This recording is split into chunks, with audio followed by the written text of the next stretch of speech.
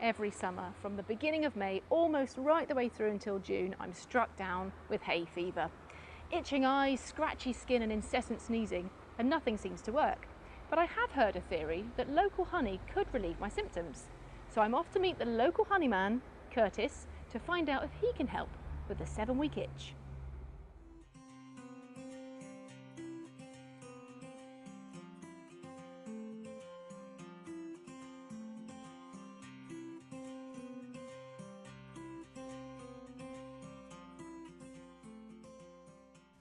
I'm here with Curtis, aka the local honeyman. So tell us why you're called the local honeyman.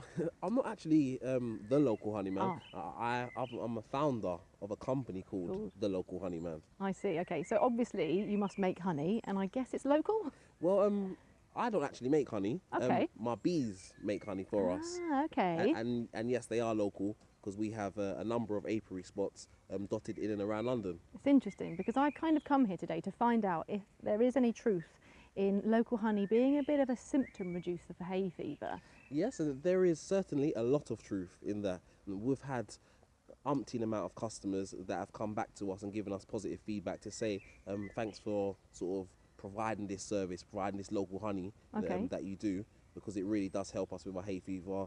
They've given it to their kids and it's sort of really reduced their symptoms.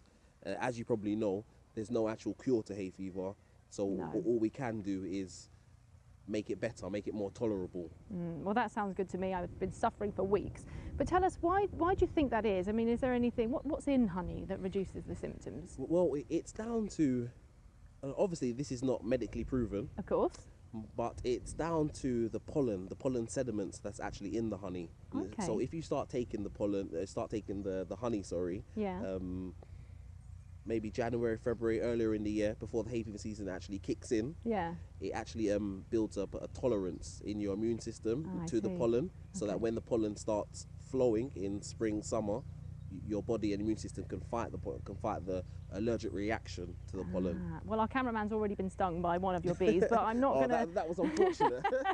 Luckily, it was only on the hand. Now, we do have some bees behind us. We're up against the weather at the moment with the thunder on the go. But just tell us, if we can, just quickly, how do you get a bee to go into a box or a hive or an apiary, whatever it is? How do you tempt it in? Okay, well, We might have to cut there.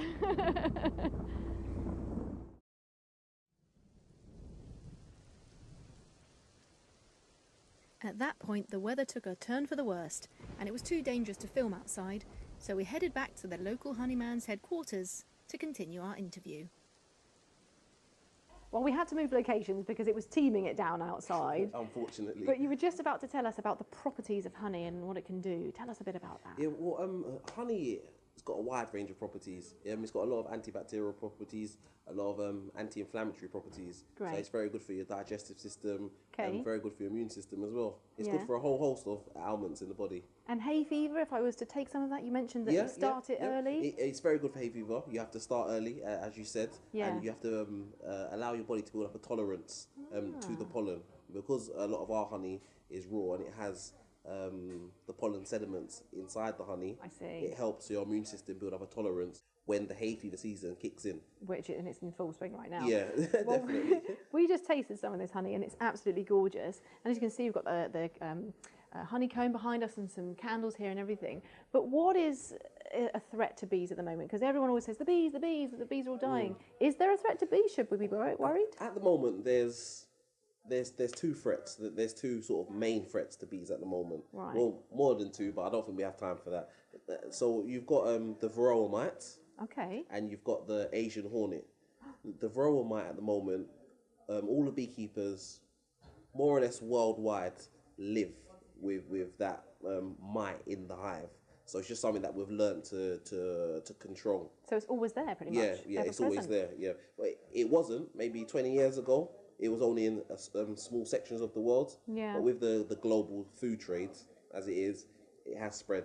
So now most countries suffer from the varroa mite. Yeah. And the Asian hornet is very deadly. Very sounds different. horrible. Yeah, it is. Very different to the European hornet. Okay. The Asian hornet is much more of a predator to the honeybees. And at the moment, that's it. They've landed in the south of France, and Okay. they're gradually making their way up.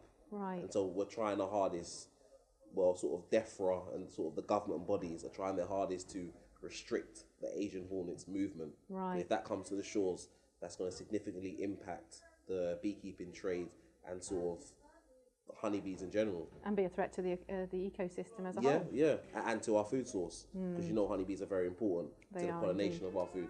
Well, it's been really lovely to meet you today. Thank you so No much, problem. Curtis. I'm Cheers. going to take Thanks for some your honey time. with me. Thank you. Cheers. Thanks.